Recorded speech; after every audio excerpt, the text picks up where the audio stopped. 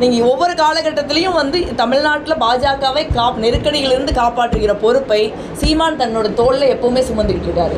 சீமான் போடுகிற வேடம். தமிழுறவுகள் அனைவருக்கும் வணக்கம். அழிவு நோக்கிய பாதையில் காங்கிரஸ் கட்சி பதட்டத்தில் சீமான் என புலம்பும் ஜோதிமணி, இந்த தலைப்பில் தான் இந்த காணொலி நம்ம பேசியிருக்கோம். அதாவது நாம் தமிழர் கட்சி தனித்து போட்டியிட்டு 8% வாக்கை பெற்று அங்கீகரிக்கப்பட்ட மாநில கட்சியாக தமிழ்நாட்டில் உருவெடுத்து நிற்கிறதுங்க. அண்ணன் சீமானின் வளர்ச்சி என்பது இங்கே சில பேருக்கு வைத்தெரிச்சலை கொடுத்திருக்கிறது. அதில் மிக முக்கியமானவர் ஜோதிமணி. காங்கிரஸ் கட்சி தமிழ்நாட்டில் தனித்து போட்டியிட்டால் நோட்டாவை விட குறைவாகத்தான் வாங்க முடியும் என்பதுதான் நிதர்சனம்.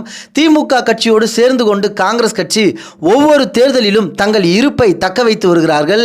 ஈழத் தமிழர்களுக்கு துரோகம் செய்த போதே இந்த காங்கிரஸ் கட்சியை தமிழ்நாட்டு மக்கள் அப்புறப்படுத்தி விட்டார்கள்.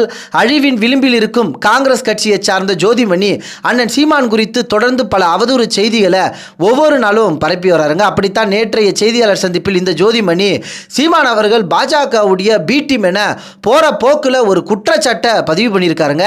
கருத்தியலால் அண்ணன் சீமான் அவர்களை எதிர்கொள்ள முடியாமல் திணறி போய் இந்த ஜோதிமணி போன்றவர்கள் எல்லாம் பதட்டத்தில் பாஜக ஆளு சீமான் என புலம்பி வருகிறார்கள். குறிப்பா அண்ணன் சீமான் அவர்களை பாஜகவின் பி டீம் என இந்த ஜோதிமணி குற்றம் சாட்டுவதை நீங்க எப்படி பார்க்குறீங்கன்றத உங்களுடைய கருத்துக்களை தெரியப்படுத்துங்க. நன்றி, வணக்கம்.